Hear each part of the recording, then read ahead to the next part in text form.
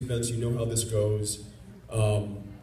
As you came in, you should be given a 3x5 card. If you have a question not related to the topics I just mentioned, that's fine. We want to hear from you and to make it not duplicative. If something else moves you, we'll try to work that in with the 3x5 cards. But look for the volunteers, and I'll be asking again after the third question for you guys to turn those in, so please do have those ready.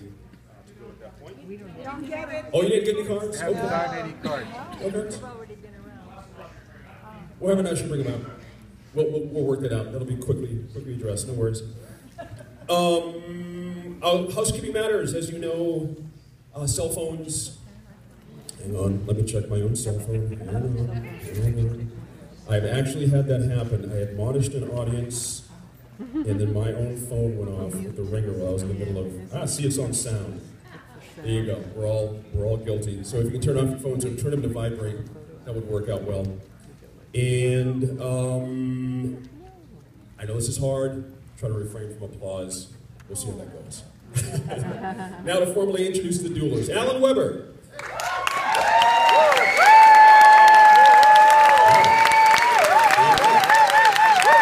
He's an entrepreneur, an author, a businessman with a 30-year record of working in the private sector for these jobs.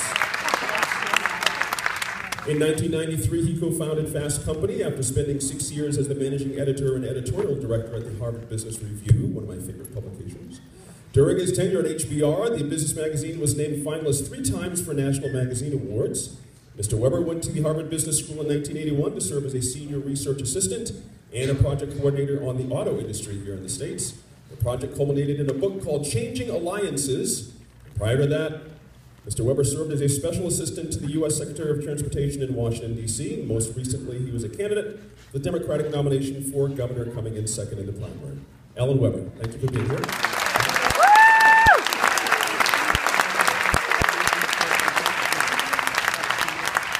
No stranger to New Mexico's milieu of intellectual thought, Mr. Paul Gessing.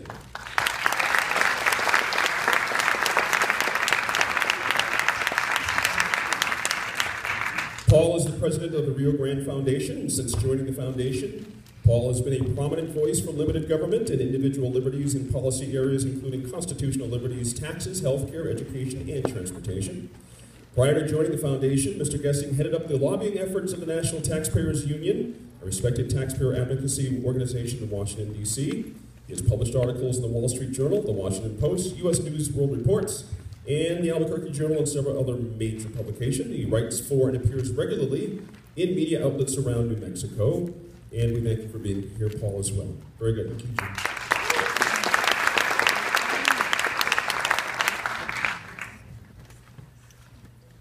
So once again, we're going to get those 3x5 cards handed out. We're all dual task people. You can think of a question and listen at the exact same time. No big deal.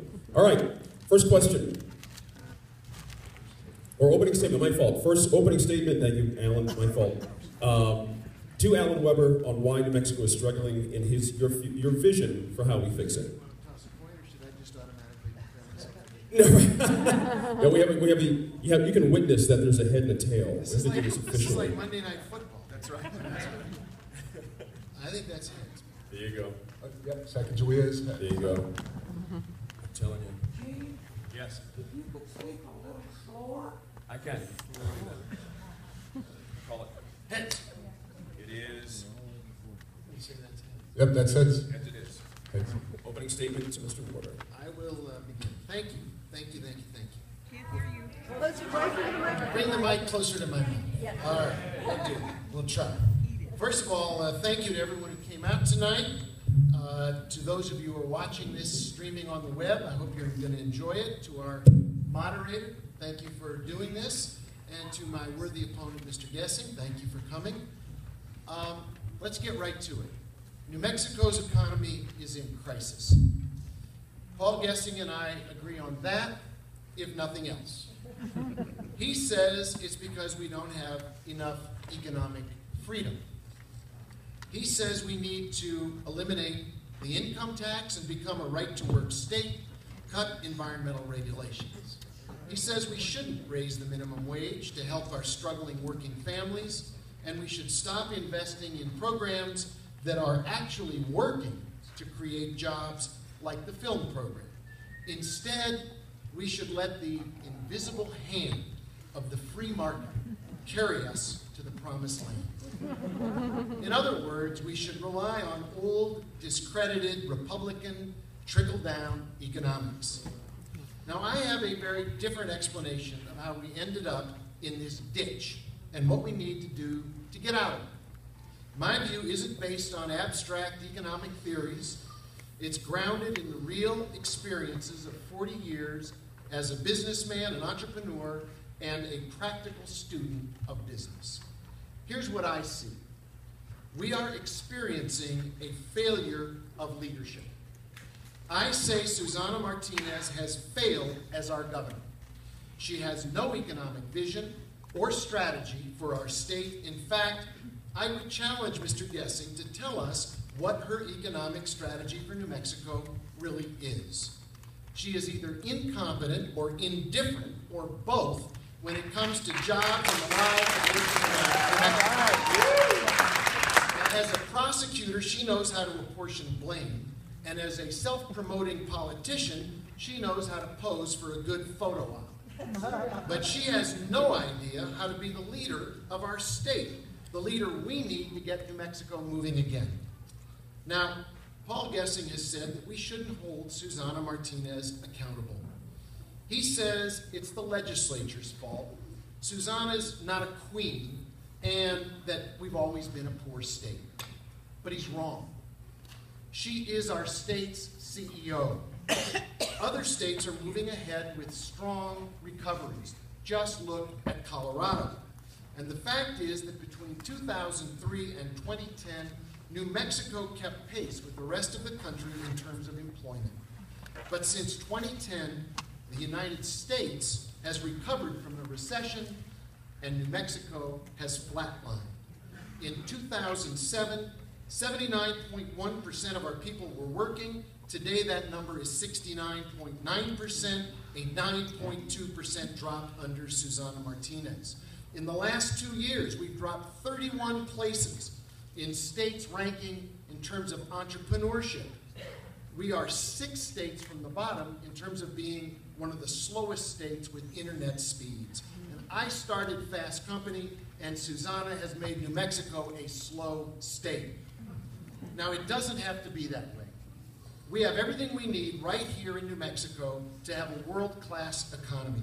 Our future is hiding in plain sight. What we need is real leadership in the governor's office and a strategy based on the unique strengths and assets of New Mexico. Here's a glimpse of that future we'll talk about in more detail. We should build our economy from the grassroots up, not from the outside in. We invest in our small and medium-sized businesses and encourage more entrepreneurship and startups. We take advantage of our solar and wind and geothermal assets, and we learn to take our lack of water and turn it into an economic opportunity. Most of all, we recognize that we're part of the 21st century knowledge economy. And that means we're all knowledge workers. So we invest in our workers, we invest in our children, we build our human capital, we improve our schools, we pay our people a living wage. Because in the new economy, in a knowledge economy, you're only as good as your talent. We can do all that and more. We can set big goals and have pragmatic tactics to achieve them, but not if we keep Susana Martinez in the governor's office, and not if we go back in time to an outmoded, failed notion of trickle-down economics. That's what we're here to debate. Thank you.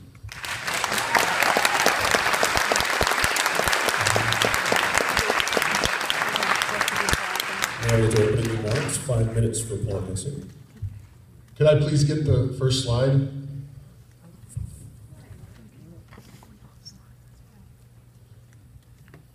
Okay.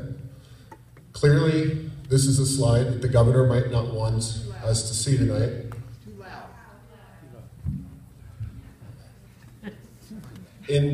Sorry, I'm standing back here. All right. This is from the Wall Street Journal, recent illustration. Clearly, New Mexico is indeed lagging our neighbors. Alan and I do agree on that particular issue. However, one flat line black at the top, that is the US average. New Mexico, since 1940, personal income graphed against the US average. We have always been substantially below the US average.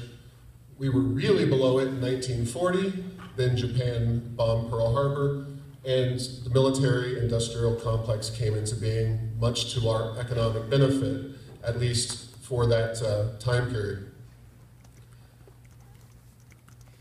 We've always been poorer than the national average, the bottom line being New Mexico, or the top line being New Mexico. Our poverty rate has exceeded New Mexico, or the national average, since the 1960s. This is nothing new. Alan acknowledged that fact. What he doesn't like to acknowledge is that since 1931, the blue team, being Democrats, has controlled New Mexico's policies basically completely. During that time period, 82 years have been blue in the House, 2 years have been Republican, 78 years of Democrat control in the Senate, 4 years of Republican control, 2 tie years. 56 governor years, 28 for the Republicans. Democrats totally controlled all 3 houses of New Mexico 62% of the time, with a majority of the 3 branches 33% of the time. Clearly, one party has put the policies in place that have gotten New Mexico to where it is. Yes, the last few years have been tough, but Republicans have never controlled the state's 3, the House, Senate, and the governor's race. Economic freedom, yes, I'm a big believer. Economic freedom's worked all over the world, wherever it's been tried. New Mexico has never had it. This is a Canadian think tank. They don't have an axe to grind. The red state, in this case, those are the least economically free states in the Union. We're 50th, actually. We did a compilation of different measures of business friendliness and economic freedom. Again, New Mexico underperforms its neighbors in terms of business friendliness and economic freedom. That is why we are not recovering at the same rate, and we've always been poorer than the rest of the states nearby and in general in the rest of the country. One big cause of this is not Governor Martinez's leadership or lack thereof. It is federal spending is being reduced. This is a good thing long-term for the nation, in my opinion, but 9.5% reduction since January 11 through April 14. #1 most reliant state on Washington in the entire country, even beating out Maryland and Virginia. And this is since 1990 to 2009. Again, we're red. In this case, red is dependent on Washington. And we have the most public sector workers and contractors. Those are federal employees and contractors as a percentage of our working population, any state in the country.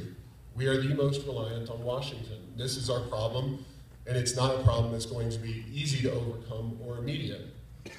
How can we? Yes, Alan is right. We support right to work. Right to work means that you can't be coerced into joining a labor union, nor can you be forced to join and pay dues to a labor union if you don't want to choose that, support their agenda. 8 of the top 10 states, in terms of growth in 2013, were right-to-work states. Yes, Colorado is one that is not right-to-work state, but the rest are. Aside from West Virginia, yes. And by the way, Tesla recently went to a state that not only is a right-to-work state, but has a 0 personal income tax and 0 corporate income tax. So there's a lot of nice, flowery things about green jobs and broadband, and some of these are really great ideas, but they're not what's going to turn New Mexico around. Thank you.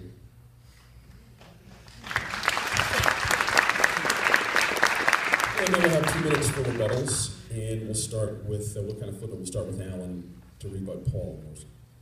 Am I missing on the format? No, you can do anything. Okay. My fault, that's right. That's right. You and you're quite correct. 2 minutes for rebuttal, Paul and Alan, then the first there.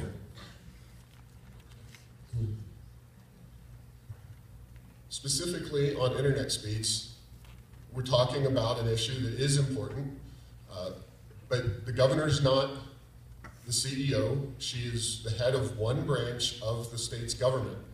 There was a bill introduced in the very last session, this 2014 session, that would have deregulated New Mexico's broadband and internet connectivity system, and it would have allowed the primary provider, CenturyLink in this case, to more broadly invest their resources in internet connectivity all over the state. This bill did not pass. I don't even think it got out of a single committee. The governor cannot change that situation. If the legislature is unwilling to act, she cannot do anything about it. She does not have the power to actively reform New Mexico by herself. No governor does. They have to get buy-in from the legislature. We could argue about the personal abilities of some of these politicians. Certainly Richardson had a way with people. He also had a friendlier legislature of his own party. That is not to say that even Bill Richardson had complete and total power over the way the legislature operated. The entrepreneurship rating, it's something that he's brought up before. New Mexico had a very nice time period when they did this ranking. New Mexico has continued to rank very highly in entrepreneurship in this report. I'm not convinced that entrepreneurship by itself is a useful measure for overall job creation, because if you're an entrepreneur and you remain a one or two person outfit, you're not ultimately going to create the jobs and create the economic growth that is necessary for New Mexico and for that business to thrive. And given New Mexico, some of its history, its culture, and its tax policies, there are a lot of small businesses, maybe a disproportionate amount, that it would be better off if we had more bigger and mid-size, at least, companies. We certainly have 0 Fortune 500 companies in the state of New Mexico. I'm going to call time there. We're just a little bit over. I wanted you to finish your thought, though. 2 minutes. Well, yeah, I've got to tell you, that was that noise you heard just a second ago. That was a 2 minute. And Alan Webber, 2 minutes. Well, a couple of comments on Paul's presentation. I was very happy to see him put up the Fraser Institute ranking of freedom.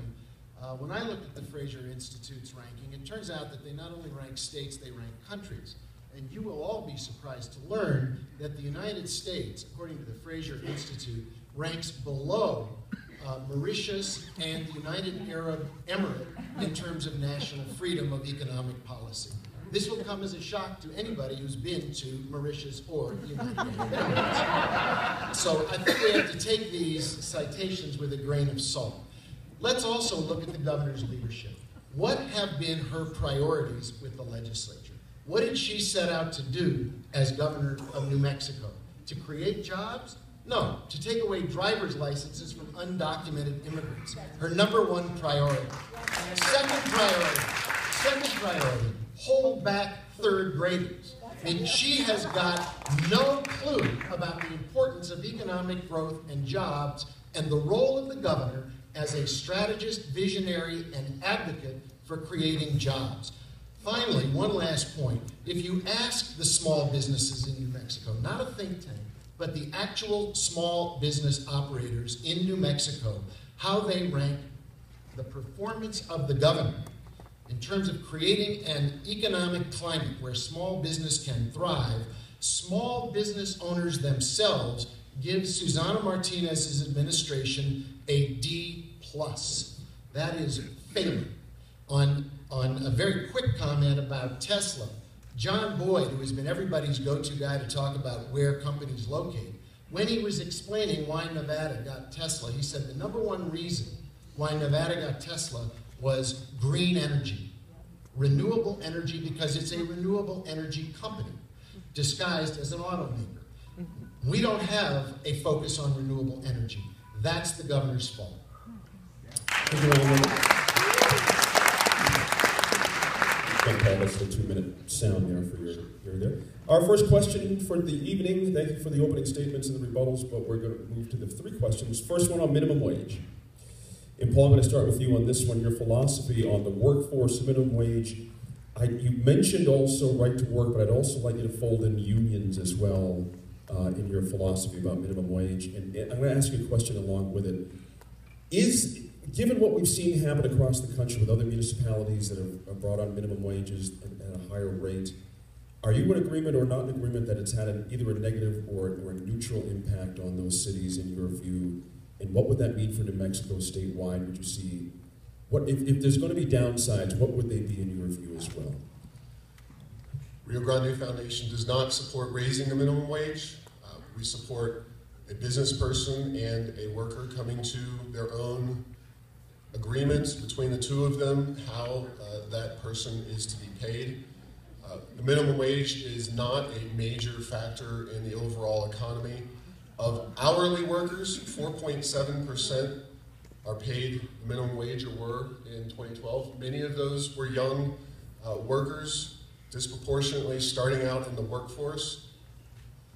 That's the first important issue to note, because you're cutting off the ability for low-wage, low-skilled workers to get a foothold in the economy. It's about them having the ability to get a foothold, learn skills, learn the responsibility of being a worker, not the amount of money that they make at that particular point.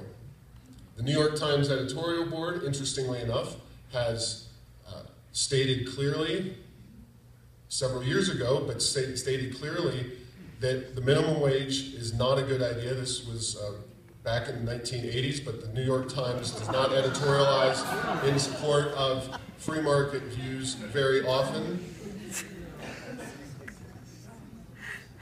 2% of overall workforce is minimum wage. 500,000 jobs will be lost, according to the government's own estimates, if the wage is raised to $10.10 an hour. Minimum wage may not have tremendous economic overall harms to the economy, but it's not going to do much or anything to spur economic growth. Said the New York Times, it's an idea whose time has passed. Raising the wage by a substantial amount would price working people out of the job market. Most important, it would increase unemployment, raise the legal price of labor through the productivity of the least skilled workers, and fewer will be hired. Simple as that, and that's why we oppose it. Alan Webber, your 2 minutes on minimum wage, also folding in unions, right to work, and other issues that go with that. 2 minutes. Thank you. Look, if you live in New Mexico today and you work a minimum wage job and you take no vacation, no time off, and you don't miss a single day of work, you will earn $15,600 a year. You try to live on $15,600 a year, put food on the table for your family, keep a shelter over your kids' heads, and make sure they have medical care. 28% of New Mexico's kids live in poverty and in single-parent homes, mostly headed by women. That's a 61% rate of poverty for our children. That's unacceptable. And if you raise the minimum wage to $10.10, you will be restoring it to the actual value of the minimum wage in the late 1960s. That's what we're talking about here. It restores the minimum wage to what it was in the late 1960s. It gives New Mexico workers and their families a shot at a good life. It's actually good for business. Business leaders support an increase in the minimum wage because it reduces turnover and it increases employee loyalty. It gives people who are working for a living something to work for and the belief that they can have a better future for their family. It's actually good conservative economics too. If you really want fewer people having to use government services, if you want fewer people having to be on food stamps, don't require them to work, give them a living wage so that they actually don't have to be on food stamps. As far as the right to work, I think that is actually a giant red herring. Oregon, Washington, California, the entire northeast of America, none of those states are right to work states. The states that are right to work states are in the South. Would you rather look like Washington State or Arkansas? I think we need to invest in our working men and women. In the new economy, you invest in your workers and you get a payback because the workers are upskilled, better trained, they are better workers, they make your customers happy. It's a feedback loop for the knowledge economy that makes sense for New Mexico.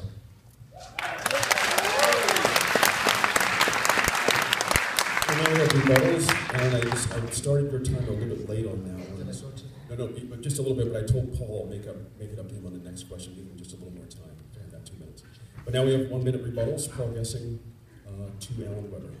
Economics 101, minimum wage, you raise it, you create more unemployment. That's the way it works. Simply speaking, you won't take an economics class without seeing that. You also, in North Dakota, Walmart is paying $17 plus an hour for a wide variety of positions because they have plenty of jobs. The same phenomenon, by the way, is happening in southeastern New Mexico right here and West Texas. Minimum wages do not help the very workers. There's a lot of flowery, we should support these people. Businesses pay higher wages because they want to hire better workers. They don't pay a minimum wage or want to pay a minimum wage because some government bureaucrat thinks they should. This time, Alan Webber, 1 minute. 1 minute. 1 minute. Okay. Look, there is a fundamental issue here, and that is the growing gap between the rich and the rest of us in America. Right now, the Fed reported last week that between 2010 and 2013, income for the top 10% of American families rose by 10%. For the rest of us, it stayed flat or declined. Tragically, for the bottom 20%, incomes fell by 8%. And the most unfair, the biggest gap between the rich and the rest is in New Mexico. If we think that's good for our state, then by all means, let this mysterious hand, this invisible hand, decide what people should be paid. If you want to close the gap between the rich and the rest, increase the minimum wage, give the working families of New Mexico a shot at a better life. New subject, the film industry. Hey, some film people here, all right. Should New Mexico do more to support the film industry? Alan, you're going to get the first shot here. Should it eliminate, as part of this answer as well, should it eliminate the $50 million annual cap, or should it be more generous than it is today? 2 minutes. Look, not all economic incentive programs are created equal. There are incentives that are giveaways, and there are incentives that create jobs. The film, entertainment, and video game industry is good for New Mexico. It creates real good jobs that fit our economy, that fit our climate, and unlike the untargeted tax breaks that Governor Martinez has proposed, these actually produce jobs. It cost us $79 million to generate at least $1.5 billion in economic activity here in New Mexico, $8,500 to create 15,848 jobs, and these are high-wage jobs with benefits. We'd be even farther ahead with the film industry if Governor Martinez hadn't kneecapped it when she came into office. She cut it back dramatically and then sent out a release to her supporters saying, "We sure taught those Hollywood liberals a lesson." Well, she didn't teach the Hollywood liberals a lesson. She taught New Mexico's working men and women a lesson, and they taught her a lesson and said, "We need that program," and now she supports it. She went from opposing it to supporting it because it actually works. Should we do more? Absolutely. We should expand incentives for production outside Albuquerque and Santa Fe. This is an industry that will stay inside New Mexico and find good places to shoot and do post-production work. We should invest in the whole value chain, which is what Georgia is doing. They're not only investing in the production of films, TV, and video games, they're investing on people to write programs and to do post-production to create an ecosystem of good jobs with a good future right here in New Mexico. And we should include video games in this. Video games are actually America's largest export. It's not airframes, it's video games, and video games, television, and movies are an integrated part of the American economy. New Mexico is perfect for that. Paul Gessing, same question, 2 minutes. Film industry is easily the most heavily subsidized industry in New Mexico. It makes it look great when you're getting 25 cents on the dollar or 30 cents on the dollar straight out of taxpayers' pockets, which is a benefit no one else gets. Tax exemptions, tax deductions, those are on taxes that would have been paid. This is money coming directly out of your pockets. Recently, New Mexico did study the film industry. $251 million in incentives were paid out between 2010 and 2014. $103.6 million in state and local taxes were collected. In other words, it cost us 43 cents on the dollar to spend money to bring Hollywood productions here. It would be far superior if we reduce taxes, broadly speaking, either on certain industries or across the board, not picking and choosing winners and losers. Hollywood subsidies have come under attack from some of Alan's friends. 2009, Jerry Bradley of New Mexico Voices for Children said we were involved in a race to the bottom with dozens of other states, dreaming up more and more extreme film incentives. It's time to take a deep breath and pull back from the brink.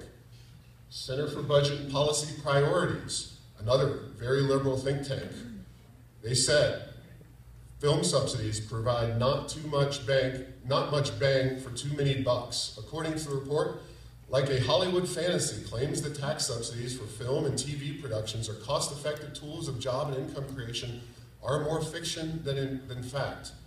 In the harsh light of reality, film subsidies offer little bang for the buck. No report has ever shown that Hollywood subsidies have a measurable impact positively on the overall economy. We need to get away from any industry or business-specific subsidies, especially those that take money out of our pockets and give it to one industry. Thank you. Time for rebuttals. Okay. Alan, 1 minute for rebuttal first, please. Well, first of all, I think it's hard to make the case that in our state, film gets more tax incentives than oil and gas, which has so much going for it that it's unbelievable. The difference between oil and gas incentives and subsidies is the oil and gas fields can't move. They're here. And so giving those incentives seems to me to be taking money out of people's pockets and putting it into an industry that isn't going to relocate. Incentives for the film industry make sense because they might relocate if we don't bring them here. What we need is a tax expenditure budget. So we actually see how our tax expenditures are being used. Unfortunately, Governor Martinez has vetoed the tax expenditure budget initiative. Finally, Mr. Gessing himself has said that the incentives for railroads in Santa Teresa is a good idea, but again, he gets it backwards. His argument is that's a good idea because the railroads can't move, therefore we should give them incentives. My argument is if they can't move, they don't need incentives. But for an ecosystem like films, give them an incentive, grow the ecosystem, have an industry. Paul Gessing, rebuttal, 1 minute. Oil and gas provide 31% of the general fund budget. You can look it up. They may get some taxes taken off of some products, but overall, they are what makes New Mexico go. Without oil and gas, the state would be truly, truly impoverished. Film subsidies are not a tax expenditure. They are an expenditure. That means that a tax expenditure is a tax you don't charge on something. Film subsidies are something that's charged on all of us so that we can send our money to Santa Fe so that Santa Fe can then dole it out to the film industry. That's exactly the wrong approach. That's not what we did in Santa Teresa. Santa Teresa was a mere tax on diesel fuel used in railroads. We were able to get that. It's one of the bright spots, certainly, in New Mexico's economy here. And regardless of whether they can move or not move, they could have gone elsewhere with their business, and we needed that business right here in New Mexico. Right on time. Thank you very much. Now, the couple of quick housekeeping things. We're going to be handing out cards. There are some folks out there who are ready to do that. I see them coming down the aisles. We've got a couple more questions to go, so please do start to fill those out. We need to collect them so we can also make sure you get your voice in here as well. New topic, corporate taxes. The governor supports reducing corporate taxes to encourage economic development. She's made no hiding of that fact. It's been sort of a goal, I guess, the whole time she's been in office. But the question is this the right approach? 2 minutes first to Paul Gessing. let's be clear what we're talking about. We're talking about current law as it exists is a 5-year implementation of a corporate tax reduction from 7.6% to 5.9% over 5 years through 2018. This is a very small tax cut, but it was packaged with additional items. Gross receipts tax hold harmless was ended. Gross receipts were imposed for some manufacturing. This is a very complicated chart, but what you're looking at is from the legislature, according to them, the bottom line, FY15, which is what we're in, currently we are not in a tax cut environment. The tax rates have actually slightly gone up. Tax burdens, overall revenue collected has gone up as a result of this package, which was agreed to, by the way, by a wide cross-section of Democrat and Republican and the governor in the legislature. It was a very compromise-oriented proposal. I respect Alan for disagreeing with that, and it would have been a tough vote for me had I been in the legislature. I did it.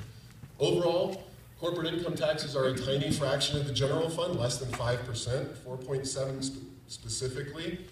And when it comes to this tax cut in particular, when it's all said and done, less than 1% of the general fund will have been reduced by this particular tax cut. This is in Governor Martinez's era, where average spending growth is 3.5%, and then Bill Richardson had some years where he grew the state budget by 11%. So this tax reduction is minimal. Any assumption that's going to completely turn our economy around is fallacious. Now, corporate income taxes do have negative impacts, not just on the big businesses, but the Kansas City Federal Reserve Board, again, not a conservative think tank, they're part of the federal government, they said the relationship between corporate taxes and wages has consistently been negative. In other words, higher corporate taxes are associated with lower wages. That's them, not me. Corporate tax is 2 minutes to Alan Webber. Thank you. Well, I'm still searching for Susana Martinez's economic strategy for New Mexico, and I guess Paul is too, because he can't defend her any better than I can. Her one big idea for New Mexico's future was this tax cut bill, and she got it. The idea was to reduce taxes on large corporations. How did Intel respond? It shipped 500 jobs out of state. Her big idea has been a big failure, and in fact, all she's done is to increase the tax burden on everyone else, on individuals and on small and medium-sized businesses, and to make New Mexico's tax load more regressive, something that I don't know any economists who favor. We are seeing her, Susana, consistently oppose combined reporting and favors exempting big box stores from paying their taxes here in New Mexico, as if Walmart, who Paul is fond of, would leave if we actually required them to pay their fair share of taxes in New Mexico. They're not going anywhere. Now, that's not a strategy. The strategy we ought to focus on, that she hasn't given us, is what I started this conversation with, and that is we build the economy from the grassroots up, not by trying to kill a large corporation and drag it across the border so we can feed on it. Tesla, by the way, went to Nevada. People in our congressional delegation, including Congressman Lujan, said they called Susana's office to offer to help, never got a phone call back. This is a governor who is at the bottom of the list when it comes to collaboration. We should grow our assets on businesses that are unique to New Mexico, that make New Mexico a special place to do business, not cut taxes on out-of-state corporations, hoping they'll relocate here, and certainly not shifting the tax burden to individuals and see communities like Las Cruces and other cities having to increase their GRTs to make up for her tax cut. Now we have 1 minute rebuttal, starting with Paul Gessing. Well, I agree with Alan that if this policy, this one tax cut that's very minor, is the extent of her economic policy, that's not a good thing. But 5.9%, we are still going to have the second highest corporate tax rate in the region, even after this thing is all the way introduced. I believe she has bigger fish to fry in terms of reforming New Mexico's economy, and she needs to have a legislature that's not going to stand in her way. This was a very modest very tiny tax reform, and even then the legislature did not go along with it. CEO Martinez, somehow when you have people who get out of line in your business, you can say, don't come back. In the legislature, you have to get these people to support what you're doing. That's not the way it works in New Mexico. Not to be defending everything that the governor has done by any stretch of the imagination. In terms of Walmart, no, Walmart will not leave New Mexico. They'll just charge higher prices for the people who shop there, which are low-income people. Rebuttal for Alan Webber? Sure. You know, I don't think Walmart's going to do that either, but let me try to reframe this again one last time. What we're really talking about here is how a state's economy grows. Paul's idea is it grows when we leave it alone. My experience has been that that's not how the world really works. And I go back to such examples as the Research Triangle in North Carolina, which was created by a collaborative effort between the governor of North Carolina and the institutions of higher education and the workers of North Carolina to create a long-term strategy. The same thing happened with Michael Dukakis in Massachusetts when he shifted from Taxachusetts, to your point, Paul, to the Massachusetts Miracle by creating ecosystems of expertise and growth that made Massachusetts a growth state. Not a right-to-work state, a growth state. That's the real job of the governor, to have a vision and a strategy. Our governor, unfortunately, has neither. New subject, gentlemen, renewables and energy. New Mexico is an energy-producing state, and it's a key component of our economic portfolio, certainly. What should the governor and New Mexico policymakers do to maximize the benefits of its energy wealth for the benefit of all New Mexicans? Alan, starting with you, 2 minutes. Great. Well, I think this is a classic example of an opportunity that is hiding in plain sight. New Mexico is an energy-rich state. You're absolutely right. When you count all of our BTUs, I think we are something like the 4th most BTU-rich state in America. And yet, because our governor is in the pocket of oil and gas, we are missing out on renewables, solar, wind, geothermal, at the time that Warren Buffett, not exactly a government stooge himself, recently doubled down with a $30 billion investment in renewable energy.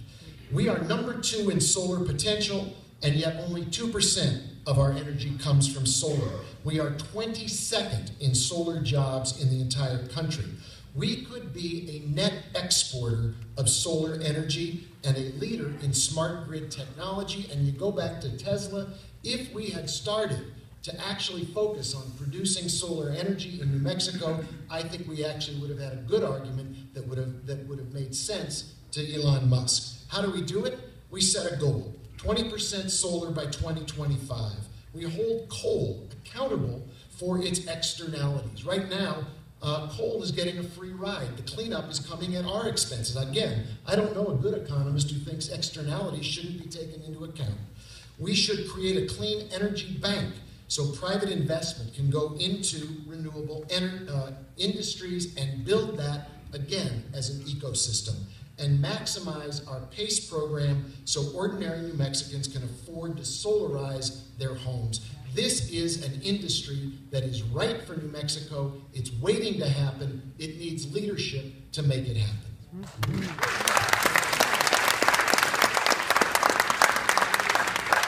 2 minutes for Paul Gessing. On this one, I'm not sure where exactly Alan thinks that the governor is opposing his particular views. New Mexico is in the midst of implementing a renewable portfolio standard. 15% of our electricity supply will be so-called renewable by next year, 20% by 2020 and thereafter. The governor has not lifted a finger to oppose this or weaken it. It has not happened at all.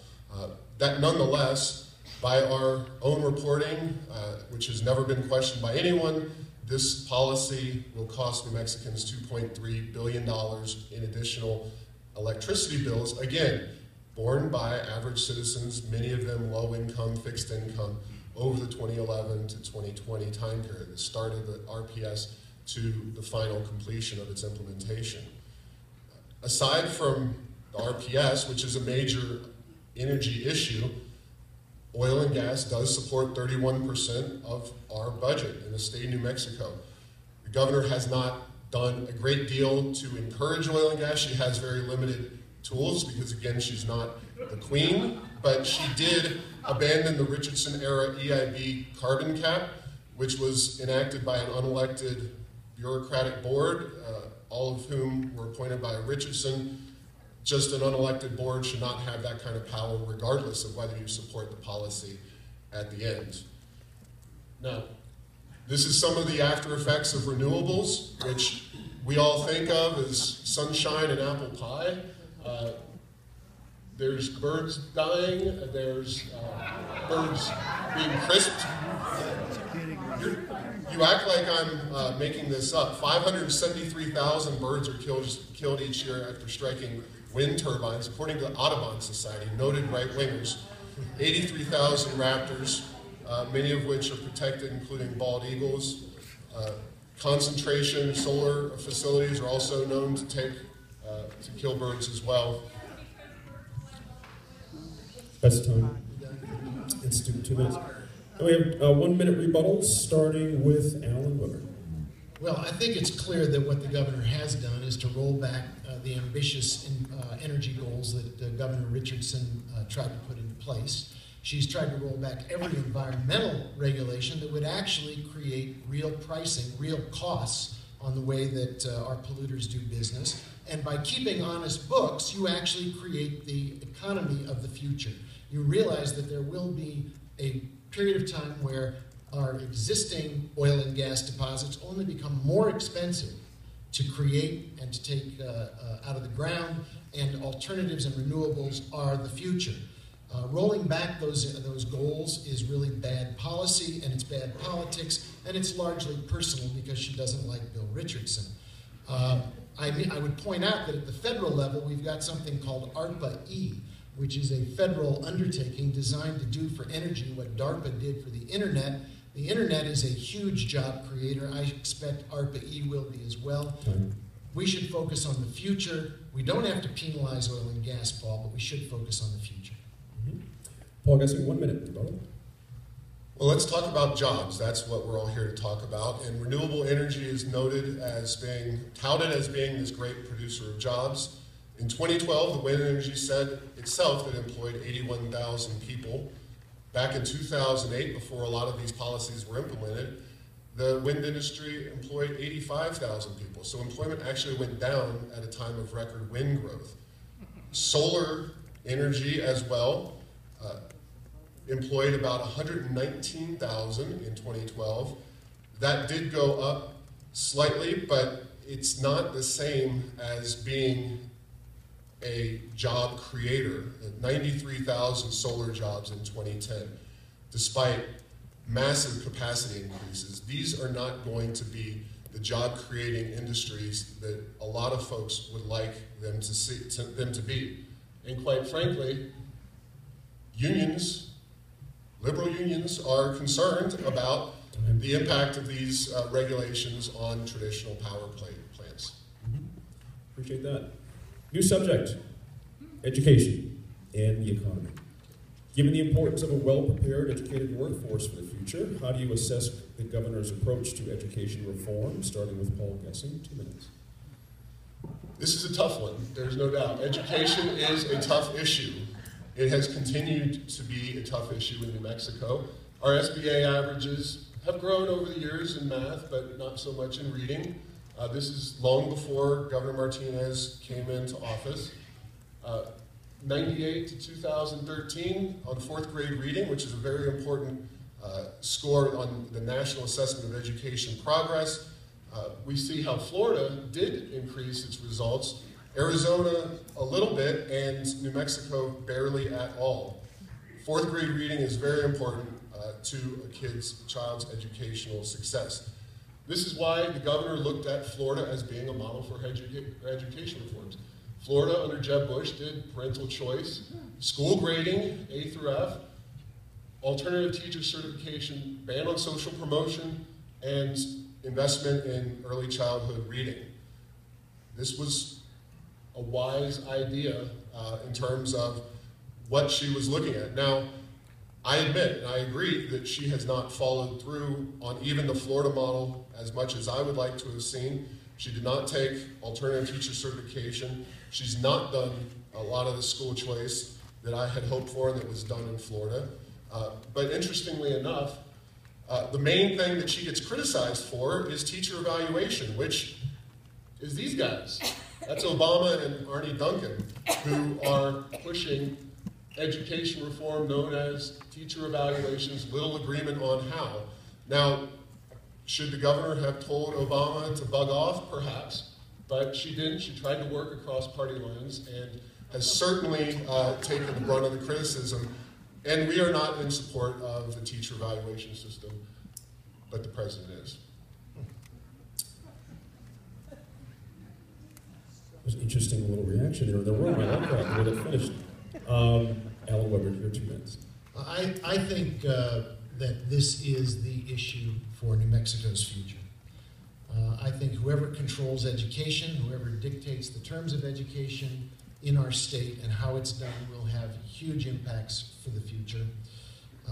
We are caught in a cycle of poverty, which is why we need to increase the minimum wage, low-performing education, and then low-paying jobs. And I think we all know that the greatest predictor, the single largest predictor of how a child will do in school is the economics of the family that child comes out of, the home.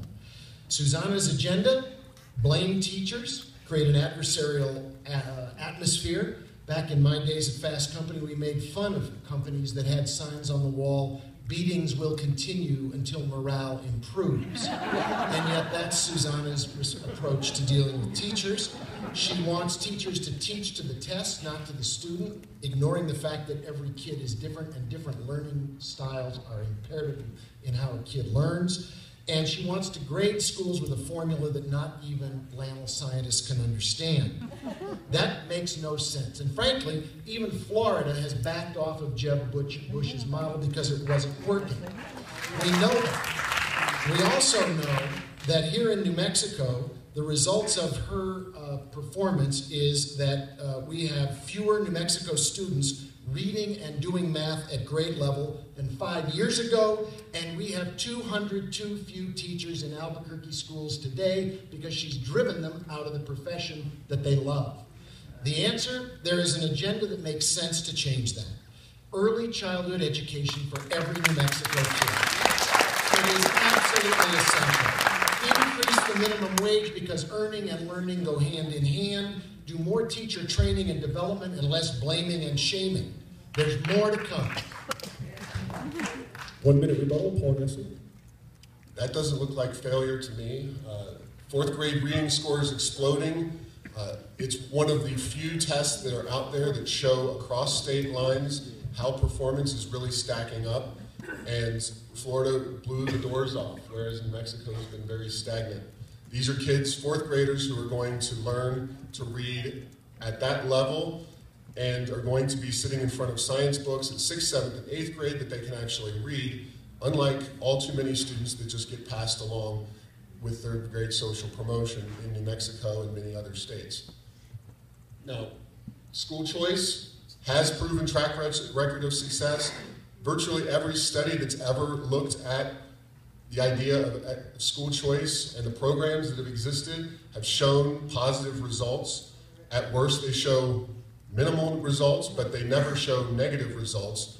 This is something that indeed the governor has unfortunately left on the table, but she's not had any pressure from the legislature either. Alan Webber, The agenda here, coming out of Texas with Bush 1 and Florida with Bush 2, is to privatize public education.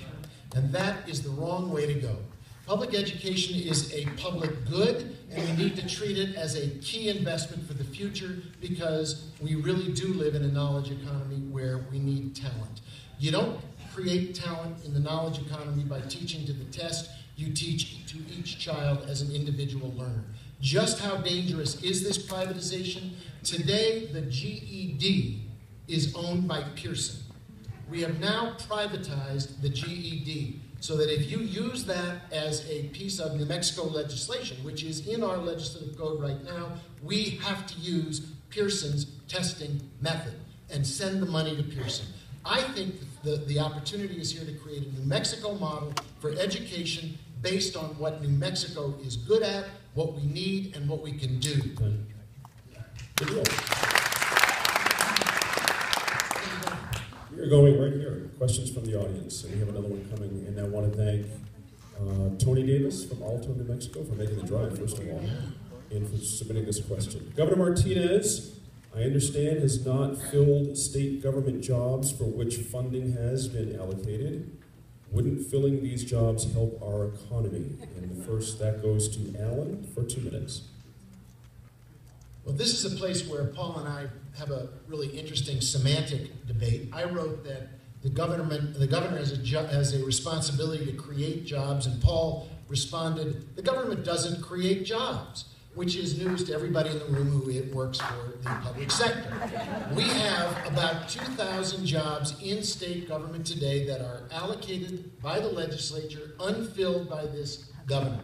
She sent money back from CYFD to make herself look good at the expense of New Mexico's children, and when there's a tragedy, she then says it wasn't her fault, it was the parents' fault, and maybe we'll do some remedies now that there's already been a tragedy. The tragedy is that she doesn't think working for the government is a good, meaningful, purposeful job, when we all know it is. There is no reason to think it's an either-or economy. The public sector is alive and well. We need to grow the private sector. We need to use the strength of a strategy from the governor to increase this kind of partnership between these segments of our society. You know, it's interesting to look at how the government in other parts of the United States of economy have helped drive private sector investment. We were talking about Tesla a minute ago. Tesla was launched with a $500 million guaranteed loan from the Obama administration. Let's hear it for the public sector investing in the future.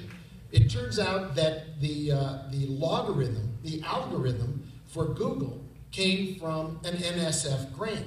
Let's hear it for collaboration. Instead of a rigid ideological approach that says public sector employment is bad, private sector employment is good, we have a blended economy in New Mexico, and we should make the most of it.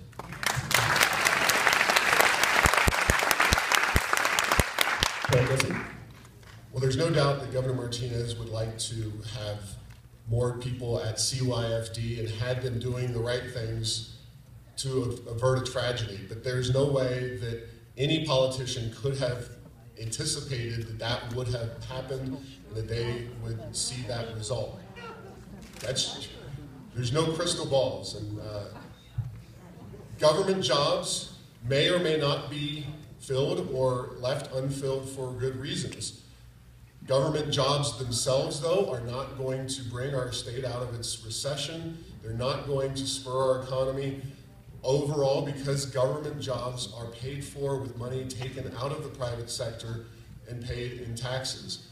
They are not going to create a strong economy by themselves. It's basic economics. Now, certainly there is opportunity for the public and private sector to work together. I like the example of Google, and there are definitely basic research things that have been done. NASA is one prominent one, but the internet came out of DARPA, we know this.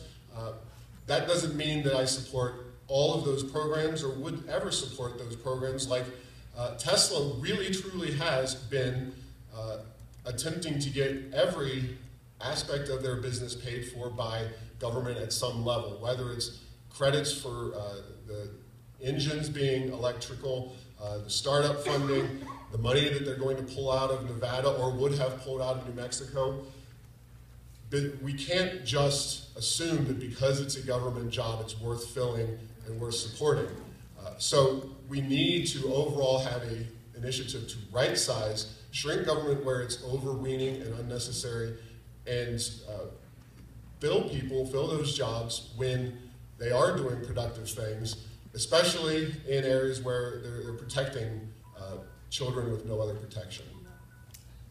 Right on the money. Alan Webber, 1 minute. You know, we were talking about whether or not the governor has done a good job with oil and gas. During the primary, I had the pleasure of going down to Carlsbad and Hobbs, and the oil-producing southeast of New Mexico. And sitting down with the oil producers, they're very unhappy with this governor because she hasn't filled jobs in the environmental protection area. And these are reputable businessmen. These are large producers who say never before in the history of New Mexico have wells been drilled without the oversight of inspectors. Those are jobs that are going unfilled. And because those jobs are unfilled, irresponsible wildcatters run the risk of giving the really responsible business leaders a bad name. That's an example of being very short-sighted in how the market really works. She thinks she's unleashing enterprise. What she's actually doing is raising the risks for real, serious people who want to do business right, want to pay their fair share of taxes, want to observe environmental regulations, and have a governor who thinks she's doing them a favor by unleashing and undermining the oversight of the government. Paul Gessing. I knew this was the way it was going to pan out, that I'm not wearing a skirt, I am not the governor, I am not the queen, whatever you want to call her.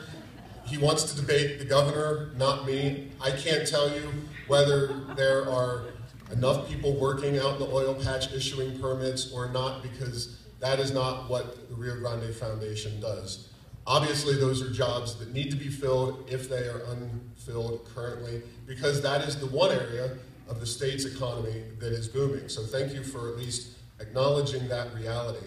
I guess we all have to ask ourselves, is Gary King really the ultimate solution to all this? Is Gary King and his many years of relative incompetence going to be the solution to this situation? I know many of you would have supported Alan Webber right here. You don't have that choice on the ballot. Thank you, Paul. There's time right there, right? Everybody. Wouldn't it be really funny if Something the governor... else we can agree on, right? There you go. Fair enough. Fair enough. It'd be really funny if the governor and other people just walked out of the wings. You know, just like, I've been listening the whole time. Maybe she'll watch. Right. New question. Don't know who it's from, but it's a really interesting question. Very timely. It's a two-parter. Won't marijuana decriminalization save us money? Can we? Somebody said yes. Can we follow Colorado and use marijuana money to support education? And just a little context on that. I'll remind that Colorado did, in the month of June, just this past, $24 million in weed sales in 1 month. They're going to far exceed their goals for the first year of it. So, Paul, you get the first crack at marijuana decriminalization. Will it save us money, and can we use that money to support education? 2 minutes. All right, well, now's our kumbaya moment, everyone. Gene knew enough to introduce me as a libertarian, and so this is the moment where Alan and I get to hold hands and agree.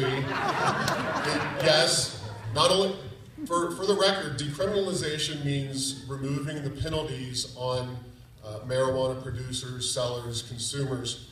Legalization implies the creation of a market, if not certainly a free market. No one's going that far with the weed yet. I do think that Colorado is a good example of what we should be doing. I don't think that when you look at $24 million in the scope of New Mexico's education budget, it is going to be a tremendous boon to that. Our own a libertarian researcher from the Cato Institute, boo-hiss, I know, found that between reductions in costs for prisons and criminalization and increased revenue, you're talking about $50 million annually in overall savings and benefits to the state. That's about enough to pay the cost of the rail runner, so that Richardson project could finally be made whole if we had pot. So you could take people out off the roads at the same time since they're paying for it. I'll just say that there are a lot of ways that we can turn New Mexico's economy around. This is not necessarily one that's overall going to have the impact that a lot of people think it is. Restoring the free market, allowing creative people to do what they do in a free market economy. Uber and Lyft, perfect example. they should not be regulated in the way that they are to the point of extinction. We need companies like this to be able to set up and do business in the state of New Mexico. And there's time.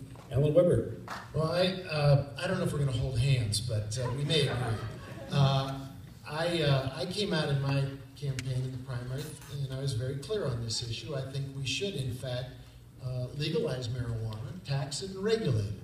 It is absolutely a waste of our tax dollars to throw people in jail, destroy their lives, and use police dollars and law enforcement personnel to send people to jail for smoking marijuana. It's also a mistake, and a huge mistake, that the governor tried to make to cut back on our completely legal and valid medical marijuana program. We have a medical marijuana program that makes sense in this state. It helps a large number of veterans who we call heroes and then don't treat as heroes. They come back with PTSD and other ailments. Medical marijuana helps them. These aren't people who are looking to get high. These are people who are looking for help to deal with pain. So what we have here is a vestigial remain of a time when everybody thought marijuana was a so-called gateway drug. It's not a gateway drug, and in fact, we're wasting precious dollars persecuting people who smoke. What we should do is exactly what the question suggested, and that is regulate it and tax it and use the money to help pay for education and for drug rehabilitation. Because we have a huge and serious drug problem in New Mexico unrelated to marijuana. Let's get serious about this and do smart things to help people who are in trouble with real drug use rather than wasting money going after people who smoke marijuana. Time for 1 minute rebuttals, starting with Paul. Well, I would just say that I don't think Gary King is going to be any better on this particular issue than the governor. Continuing the drug discussion, 2 New Mexico retail liquor licenses sold for $975,000 a piece, the highest ever in the state. $300 to $600,000 is about the going rate for a liquor license in New Mexico. By comparison, in Colorado, it's $2,500. This is an unnecessary regulation that pinches small businesses and consumers in the state. Talking about regulations, the Institute for Justice found that we have the 12th most burdensome licensing laws in the state of New Mexico. These are people who cut hair, people who give massages. These are anti-free market, and they need to be, if not evaluated thoroughly, in some cases totally gotten rid of, because they hurt the very people who are consuming and providing those services. We have successes right here in New Mexico. A few years ago, New Mexico reduced its onerous beer tax from 41 cents per gallon to 8 cents a gallon. Recently, we've had an incredible boom in microbreweries in this state, and Santa Fe Brewing Company has just announced they're creating 105 jobs.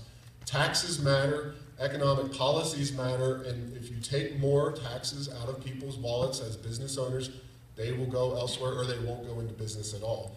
And this is what we need to be focused on, while I do also continue to support drug legalization. Marijuana legalization, not all drugs. I thought John Dendell walked back in the room and Gary Johnson legalized That's what we were doing back there. There you go. It's so cheerful up here. 1 minute. I'm throwing you under the bus, big guy. I actually did see Governor Johnson the other day. He was headed to his new job as the head of a marijuana company. So these things do work out. You know, I want to come back to something that I think is really important, and that is what I consider to be Paul's philosophy of the free market. He uses the term really loosely to describe something that I don't exactly know what he means. It's one thing to reduce taxes, it's another thing to put your faith in the free market as if it actually existed, while at the same time acknowledging that folks like the NSF and DARPA and government research and investment, targeted investment works. That's not what you would consider to be traditional free market economics. So Perhaps Paul was smoking some pot before our debate, and he's created this alternative universe where it's the free market, and perhaps it's not Susana Martinez I'm debating, it's Herbert Hoover. And what we're going to have is an end of the Depression by the free market alone, bringing New Mexico into the future. Okay, time. Very good. By the way, interestingly, in Colorado, I did not know this. On top of the 17% sales tax in Colorado on weed, there's also a 5% sales tax in Denver. And nobody argued it at all. It's interesting because it goes towards education and all the stuff you guys were talking about earlier too. It's fascinating. We have some stuff here. Now, plus they're stoned. And nobody cares.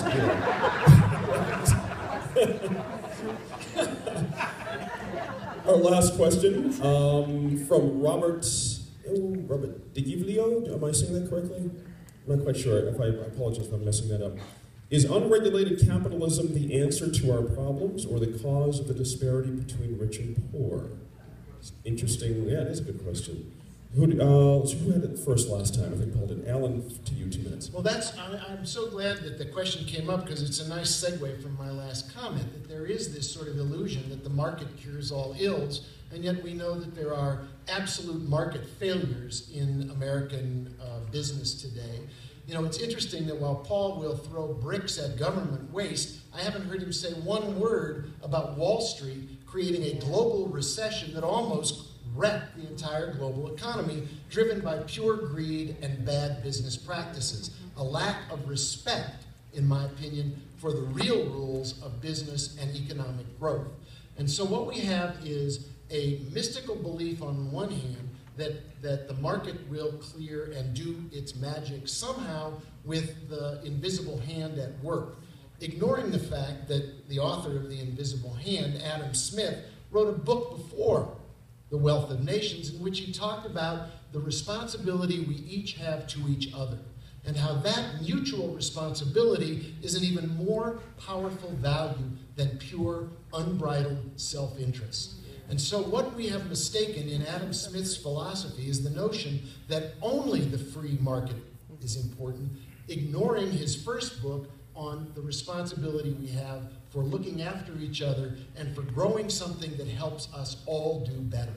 You know, I said in my campaign, we all do better when we all do better. And pure profit maximization has been shown to be a terrible strategy for any business. Businesses grow when they treat their customers with respect, but most importantly, when they treat their employees with respect. And that's something Susana Martinez doesn't understand as governor because she doesn't even treat public employees or teachers with respect.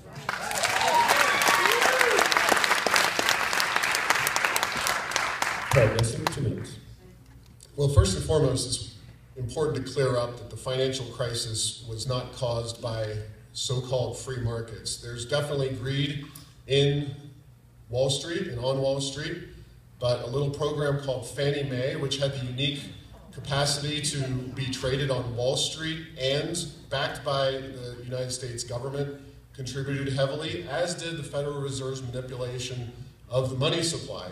That's neither here nor there as an issue in New Mexico, aside from the fact that it affects the overall United States economy. But let's go through this again. I'm not talking about Milton Friedman or whatever free market paradise, Ayn Rand paradise. I'm talking about, can we be more economically free like the states that are cleaning our clocks right now? Like Texas, the leader in job creation, which has no personal income tax, no corporate income tax, and is a right-to-work state. Like Utah, which has a right-to-work law in place.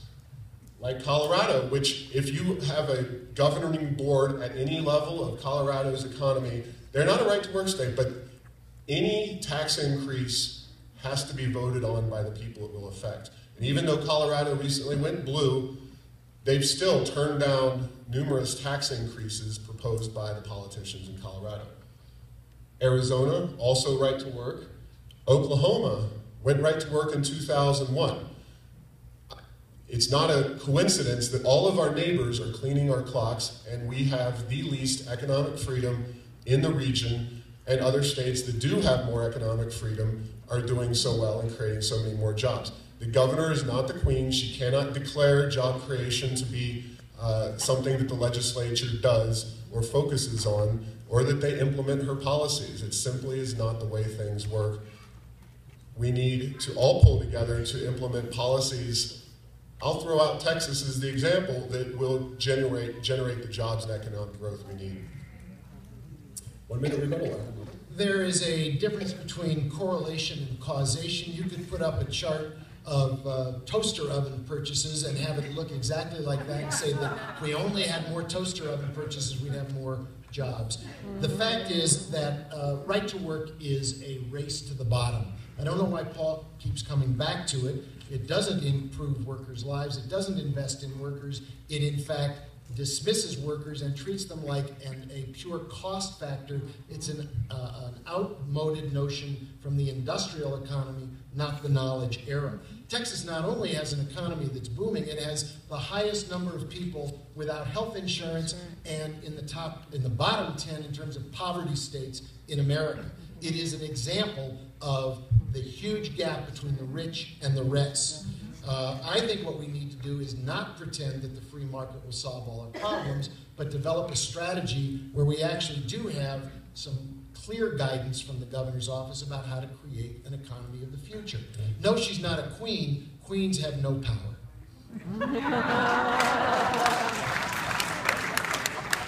Anymore. A note on unions.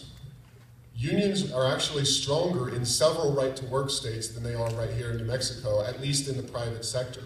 Only 2.5% of New Mexico private sector workers are unionized. That doesn't mean that right-to-work won't be effective. 15% of our government workforce is unionized. We have an issue where 8 out of 10, and I could go back years and decades of which states are growing, economically speaking, and it's always dominated by right to work. It's not anti-union. It simply allows that people who don't want to be affiliated with any organization don't have to be members in that organization, and that's it. The thing that's outmoded is industrial unionization, where we assume that a teacher is the same as another teacher and that we should pay them the same just because they all work the same number of years. That's the ridiculous assumption that we make in our workforce. Time. Now it's time for closing statements, and the coin toss is won by Alan. So we'll have Paul give his 3-minute closing statement. Paul Gessing. So we've had a fair amount of back and forth and disagreement, and certainly Alan's folks showed up. There's no question about it. I do appreciate Alan being interested and engaged on this issue. This is the most important issue facing New Mexico. I wish and I hope that the candidates running for governor will delve into this particular issue in the way that Alan and I have tonight. I'm not confident of that, but that is my hope. Yes, the free market will solve not all. It won't solve male pattern baldness, yet it will not solve many problems that we face in our society. But individuals, the free market is merely the decisions of individuals as reflected in a free society. It's what you individually choose to do with your time, your resources, and your capabilities. Alan is a brilliant man. He wants to control the way society works through the economy by central planning. You can have central planning has never worked. He wants to pick winners and losers and have a bureaucracy in New Mexico, that would be in Santa Fe, tell us where we should go to use our resources in ways that he believes is most effective. Central planning has always failed for one simple reason. It's never had enough information. The planners do not have the information about the needs and wants of average everyday citizens. The Soviet Union, those planners, used to buy copies of the Sears catalog because they wanted to see a ballpark of what prices could be charged in their own economy. The power of New Mexico, the power to change New Mexico and transform it, is in the hands of you, the average citizen. We have to do certain things in government. We have an education system that is largely government controlled.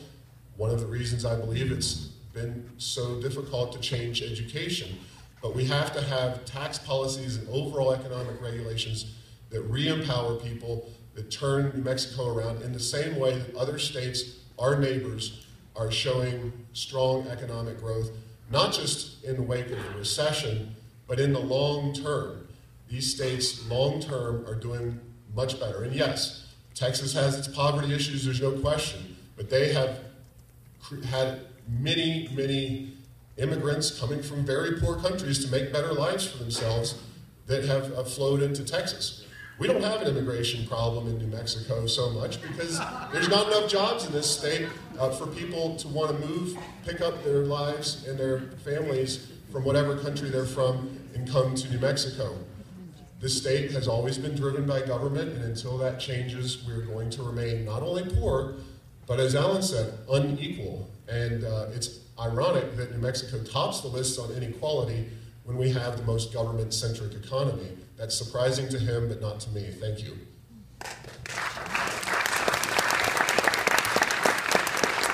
Closing statements, Webber, 3 minutes. Thank you.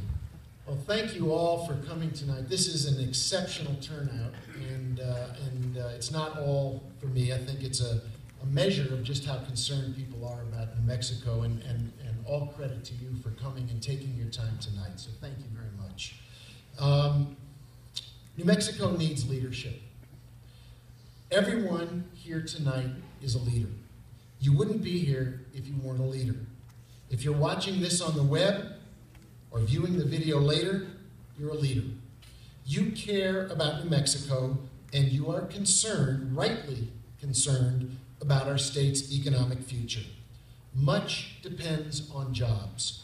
Bill Clinton famously once said, "The best social program in America is a good job. A good job at a living wage will change the life of any New Mexican." Right now, because of Susana Martinez's failure as governor, we don't have jobs for our working men and women. We don't have a living wage. She vetoed a $1 per hour increase in the minimum wage, and we're losing our talented workers and our promising young people as they leave for other states where there is work and there is hope. In the last 3 years, almost 10,000 New Mexicans left our state.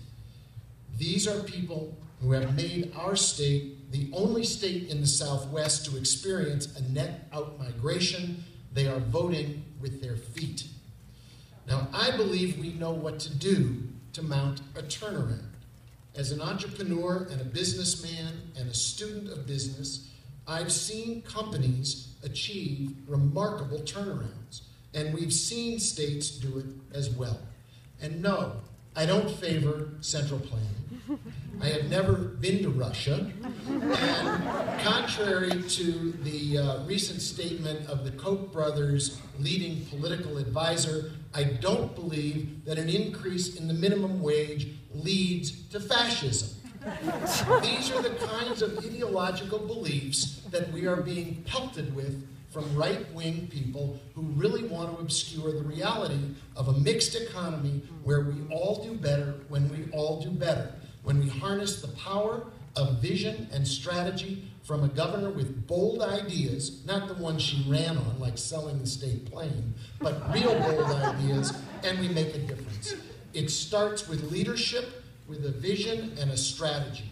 It takes a combination of thinking big and working small. And big ideas like making New Mexico the most sustainable state in the country, making New Mexico the capital of ecotourism and cultural tourism, using our economic crisis so we become a laboratory of economic innovation and more. I hope you will join with me in this November election and beyond to make all this happen. Thank you.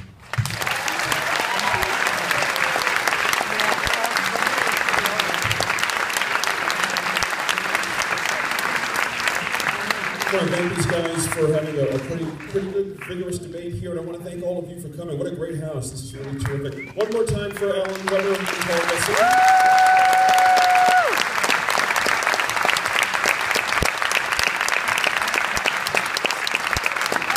These people in the desert, thank you all for coming.